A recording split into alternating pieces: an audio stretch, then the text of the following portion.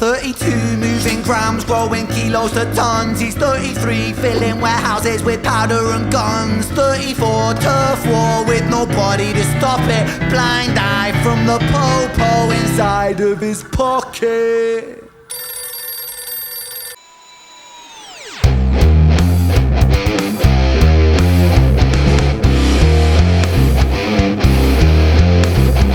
What's going on, guys? Welcome back. It's me, your boy, Kevin Sings, coming at you one more again with a video reaction. And today, we got REN, Money Game Part 3. If you've been tuned in to me this week, you know that we've already gone through Parts 1 and 2. If you have not checked those out, Parts 1 and 2, I very highly recommend that you go back and check those out. You'll want to do them in order. You want it to make sense. So, they are very heavily, I would say, political and, talking about society's issues and whatnot. So that's what we're getting into today. And we're going to check out this third and final part. I can already see the piano keys on the video over here, so I know we're going to get some of REN's beautiful piano playing. Let's jump right into this, guys. Stretch of the fingers to get started.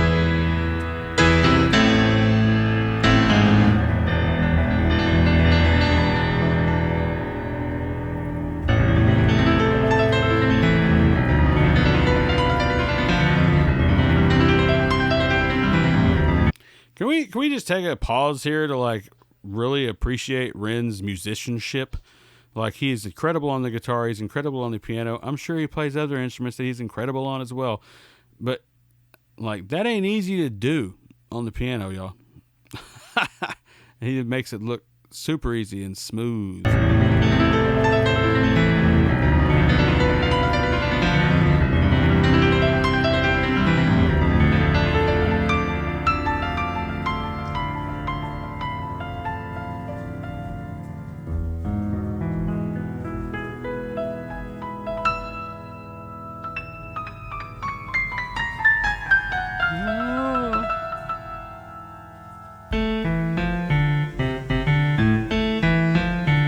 I'm assuming that's REN playing because of the ringers on the fingers and things. The ringers on the ringers on the fingers. I'm assuming that that's him. But there was a guy in the first, Money Game Part 1, or just called Money Game, where there was a guy with a sheet over his head like that, and I'm assuming it was a different person because he literally goes over there and grabs the guy's head and everything, and REN's singing and that guy's playing guitar. So that could be a different person, but I'm assuming that that's REN. So I don't know. I guess we'll find out. A Samuel and REN video. Maybe that's Samuel. You guys let me know. You probably know already.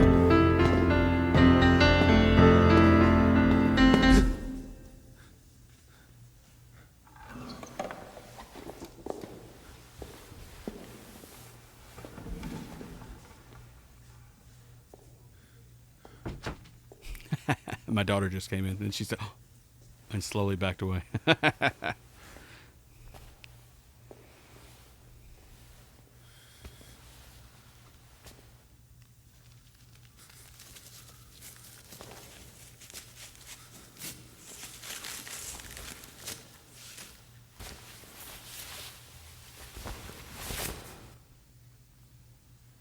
So that was, I looked up for a moment because she came in here. That was the piano player that walked over, yes? Yeah, okay. He's sitting down now to play. And REN's going to go unveil himself.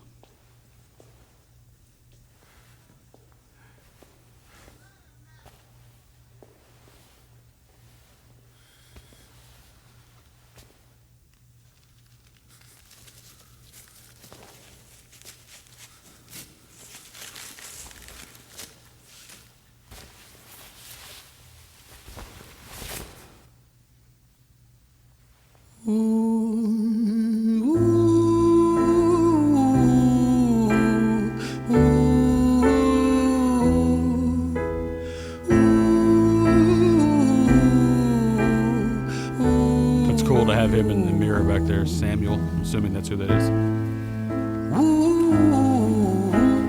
Y'all will have to let me know who Samuel is, if he's just a collaborator of REN's or if he's like a lifetime friend or something of that nature. Let me know.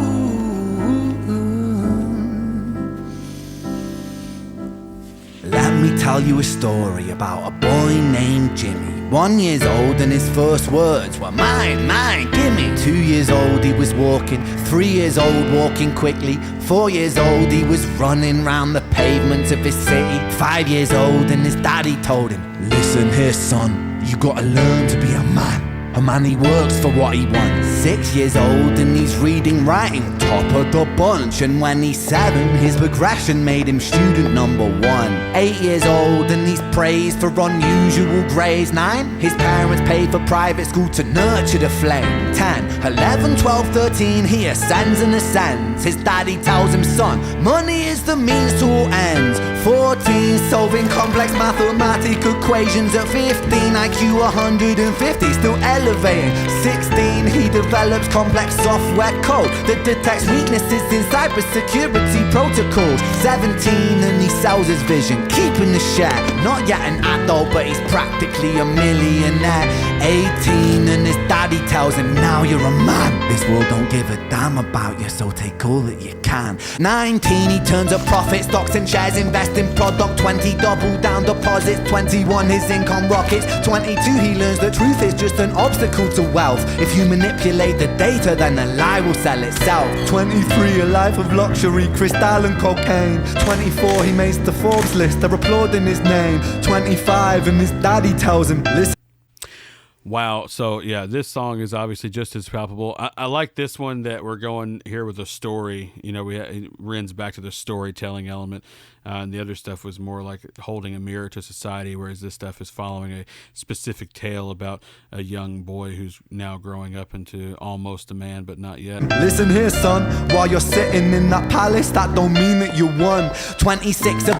It makes you wonder what his dad does. You know, if his dad's even a person of power, or if he's just sold this idea to his son that he has to be a person of power and you won't ever have my approval unless you do. You know, it just makes you wonder where his dad sits within all this. Business shift, he switches business to arms. He's 27, dealing nuclear and shells in Iran. 28, inside the Senate, money bought him a seat. He's 29, a role of counsel in the president's suite. Now he's 30, his daddy says you're losing the race. You're just a servant to the king, not even in second place. 31, a big maneuver for his daddy's approval, moving imports over borders from the exports out of Cuba. 32, moving grams, growing kilos to tons. He's 33, filling warehouses with powder and guns. 34, turf war with nobody to stop it. Blind eye from the po-po inside of his pocket.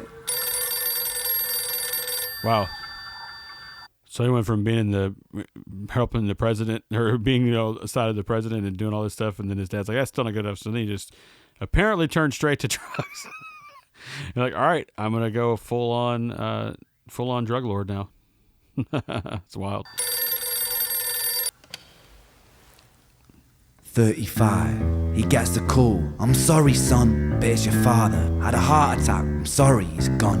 36, getting pissed off, abusing his product. 37, eyes glazed, disposition demonic. 38, with a prostitute, a moment of passion, heating up a silver spoon and then chasing the dragon. 39, getting reckless and hungry for power. Daddy's words are still driving. If y'all don't know, chasing the dragon is when you are strung out on that what he just said with the H drug, and it actually goes all the way back to you know, even Wild West days, and probably sooner than that with opium dens. That's what they called it back then too, chasing the dragon. You're chasing that feeling. To kill and devour, makes a move against the cartel, but the strategy's flawed. They retaliate and leave him in a hospital ward. A bullet buried in his vertebra and one in his leg. The doctor sighs and says, I don't think you'll be walking again. Fuck.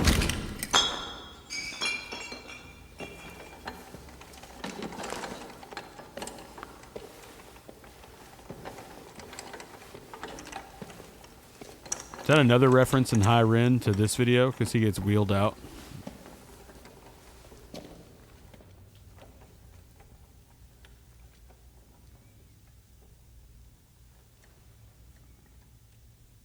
Oh wow, we got string instruments here, string quartet. Let me tell you a story about a boy named Jimmy. He was 40 and he cursed the words, mine, mine, gimme. 41 he wasn't walking, 42 not walking quickly, 43 never running round the pavements of his city, 44 inside a palace with a mountain of gold. But those riches turn to rubble when perspective evolves. Weighing heavy on his conscience is the value of gold. Lamborghini for a life, trading money for souls. Jimmy followed the code inside the land of the free. Put your hand inside the cookie jar, take more than you need. And his example is exaggerated versions of me. And it's a version of him, and it's a version of she, and it's a version of you. There's no escaping the blame. The way we live is parasitic. Fuck the money and fame. Cut the music.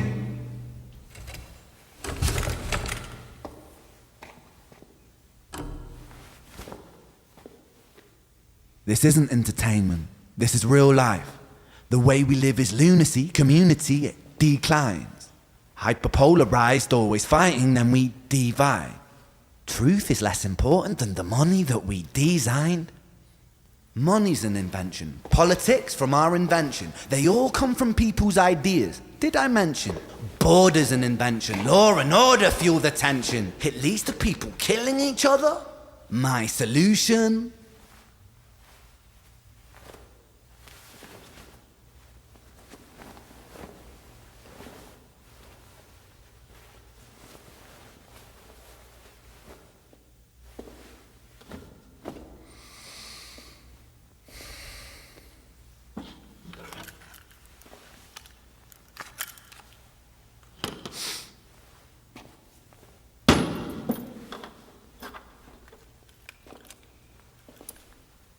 Everything is subject to change. We could build utopias if individuals were taught to use their brains. But if we teach kids in schools to always be sheep and put themselves before the herd if there's more money for me, then there's no future I see where the humans survive. We're parasites inside a petri dish with cannibal minds. Mold will grow upon the surface then consumes till it dies. And our fate could be the same without this story to the wise. That's what Joe Rogan says. He thinks we were here to eat the bread, to eat the mold, or to be the mold that eats the bread. The planet is the bread, and we are the mold, come to destroy it and devour everything, which is pretty interesting. That was years and years ago when he said that, but I always thought that was an interesting take, and he has a similar take here as well, which, yeah, it can be seen that way. I mean, you look at how we kind of destroy the earth and all the things that we do to each other and everything else, and it seems as though we are, as a whole, can sometimes be parasitic. But I think if you look at it on a more of a microcosm instead of the macrocosm, there are pockets of community and pockets of people that truly do care for individuals and care for one another. And you know, Ren seems to be one of those people, which is most likely why he makes songs like this. It's interesting dichotomy of being here where he's like, you know, fuck the fame and all this stuff, yet he's making videos and he's clearly doing things like that because it's his passion, and maybe money is not the end game, but he does derive, you know, income and fame and things from what he does. So it is a very interesting dichotomy.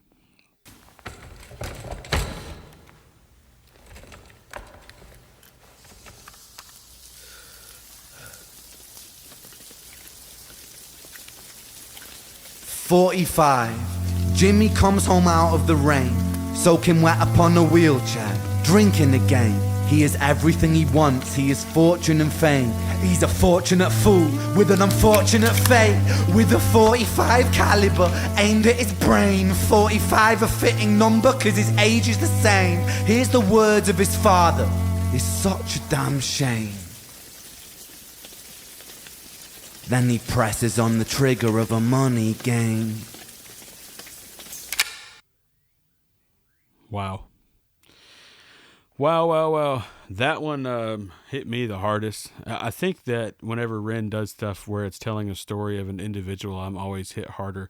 And I think that's probably true for a lot of people because unfortunately we're all guilty of that, where there's other things going on in the world and you're able to sort of separate yourself from those things because they're not absolutely directly affecting you. But with artists like Ren out there, it does open your eyes and kind of make you look at things even if you necessarily aren't wanting to. And maybe if enough people look, maybe we will see real change in the world. But only time will tell, and only we can make those decisions, guys. But I loved all these. Money Games was very intense and somewhat painful to watch because of the truth behind it. And sometimes, as they say, the truth hurts. But anyway, we got one more to wrap up the week tomorrow, guys. So stick around. I will see you then. Love you guys. Peace.